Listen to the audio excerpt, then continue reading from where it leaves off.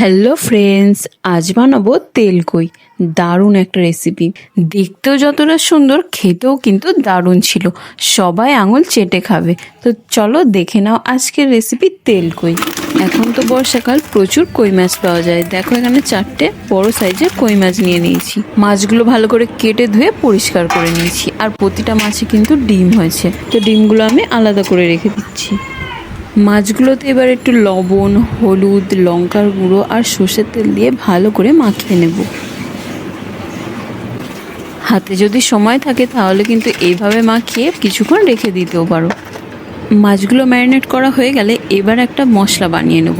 তার জন্য এখানে নিয়ে নিচ্ছি গোটা জিরে, শুকনো লঙ্কা, আদা, মৌরি আর একটা এলাচ। এবারে সব কিছু অল্প জল দিয়ে ভালো করে বেটে নেব। এবার চলো কড়াইতে সর্ষের তেল ভালো করে গরম করে এবার এক এক করে মাছগুলো ভেজে নিই। উল্টে পাল্টে মাছগুলো খুব ভালো করে ভেজে নিতে হবে। তো মাছগুলো ভাজা হয়ে গেছে, এবার তুলে নেব। ওই তেলের মধ্যে দিয়ে দেবো কালো জিরে ফোড়ন আর পেঁয়াজ বাটা।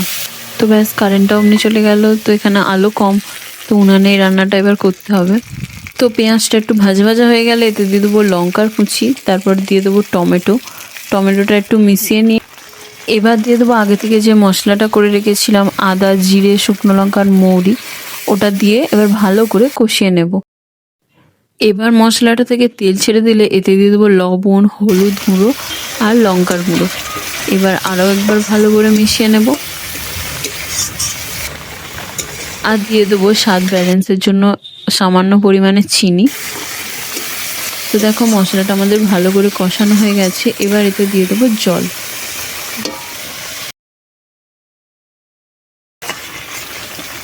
তো পরিমাণ মতো জল অ্যাড করে এবার গ্রেভিটা ভালো করে ফুটে এলে এতে দিয়ে দেবো আগে থেকে ভেজে রাখা কই মাছগুলো। তো ব্যাস, এবার 5 থেকে 10 মিনিট কিছুক্ষণ ফুটিয়ে নিলেই রেডি হয়ে যাবে আমাদের তেলকই। আর এই রান্নাটা কিন্তু ভীষণই সহজ একটা রান্না, খুব তাড়াতাড়ি হয়ে যায় আর খুব টেস্টি খেতে হয়। তো আমাদের তেলকই দেখো একদম রেডি হয়ে গেছে, এবার নামিয়ে নেব। গরম গরম ভাতের সাথে এটা খেতে কিন্তু দারুণ লাগে। আর দেখতে দেখো কতটা সুন্দর হয়েছে। তো আজকের এখানে শেষ করছি, আবার দেখাবে অন্য কোনো রেসিপি নিয়ে। টাটা।